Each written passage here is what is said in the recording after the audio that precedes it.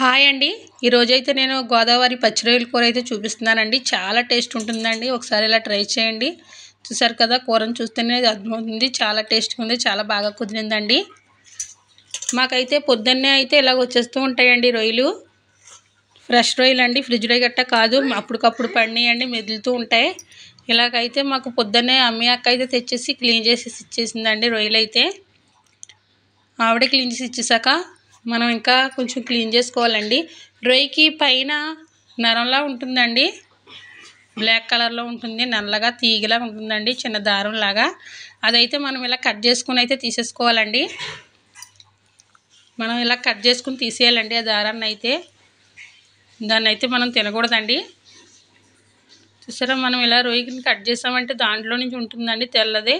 అదైతే మనం తీసేసి నీట్గా 5-6 సార్లు కడిగేసుకోవాలండి. తెల్లగా వచ్చేసేలాగా రొయ్యలు. మనమైతే రొయ్యలను ఇలా నీట్గా కడిగేసుకోవాలండి.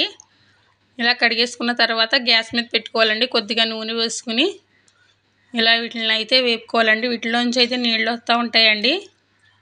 వీటిలో కొద్దిగా పసుపు వేసుకుని మనం ఉడకనిచ్చుకోవాలండి. కొంచెం సేపు ఉడికితే సరిపోతాయండి. ఇలా నీళ్ళని ఎగిరిపోతే సరిపోతుందండి.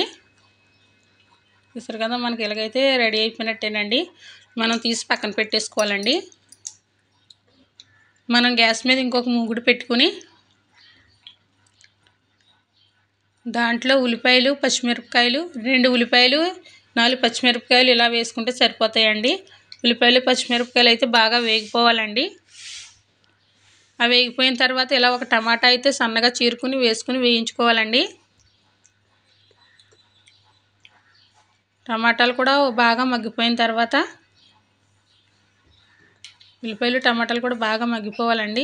చూసారు కదా, మగ్గిపోయిన తర్వాత కొద్దిగా పసుపు వేసుకుని మనం వేయించుకోవాలండి. రాళ్ళ ఉప్పు వేసుకోవాలండి. టేస్ట్ అయితే బాగుంటుంది కూరకి రాళ్ళ ఉప్పు వేసుకుంటే.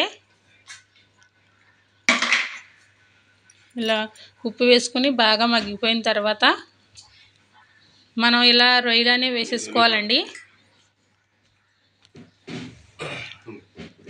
నేనైతే ఆ మూకుడు సరిపోతలేదని ఇంకో మూకుట్లో అయితే వేసానండి.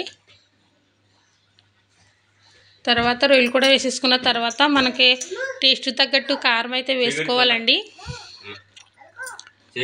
ఇలా కారం కూడా సరిపడగా వేసుకోవాలండి. అల్లం వెల్లుల్లి పేస్ట్ కూడా వేసి వేయించుకోవాలండి. తర్వాత నీళ్లు పోసుకోవాలండి. ఇలా తగినన్ని నీళ్లు పోసుకుని పైన కొత్తిమీర వేసేసుకోవాలండి. మనకి కొత్తిమీర ఫ్లేవర్ అంతా కూడా రొయ్యలకి పడుతుందండి. మనం ఇప్పుడే వేసుకుని బాగా కలుపుకోవాలండి. అంతేనండి. మనం అప్పటికప్పుడే నూరుకున్న మసాలా వేసుకోవాలండి. చాలా టేస్ట్ ఉంటుందండి రొయ్యల కూర అయితే. చూసారు కదా, చాలా చాలా బాగుంటుందండి కూర అయితే. ఒకసారి మీరు కంపల్సరీ అయితే ట్రై చేయండి. మనం ఎక్కువ మసాలాలు వేయకోకుండా ఇంట్లో చాలా సింపుల్గా చేసుకోవచ్చండి కూర అయితే. తక్కువ మసాలాతో చేసినా అయితే టేస్ట్ అయితే చాలా బాగుంటుందండి. వీడియో నచ్చితే లైక్ చేయండి, మన ఛానల్ సబ్స్క్రైబ్ చేసుకోండి. ఇలాంటి వీడియోస్ కోసం మన ఛానల్ని ఫాలో అవ్వండి. Thanks for watching.